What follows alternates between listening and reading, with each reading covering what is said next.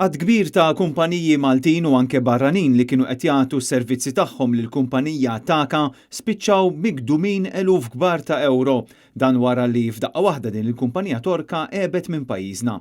Hekk spjegaw mal-Gazzetta Il-Mument diversi kontratturi u kumpaniji illi kellhom jirrikorru għal rati biex jiġru wara flushom. Il-kumpanija Taka kienet il-kontrattur prinċipali tal-proġett tal-Fortina f'Taslima. Is-sorsi ta' din il-Gazzetta kkonfermaw kif sa mis-sajf tas-sena l-oħra kienu qed jisimgħu stejjer xejn sbieħ dwar Taka u kif din kienet qed titratta l-ħaddiema tagħha. Dan wara li stess kienet ġabet Malta għad kbir ta' ħaddiema torok li jispeċjalizzaw fil-bini u f'xogħol ieħor tal-kostruzzjoni.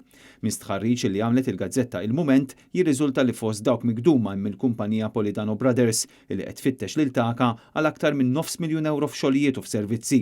Il-grupp DB, James Caterers u 14 il-kumpanija oħra.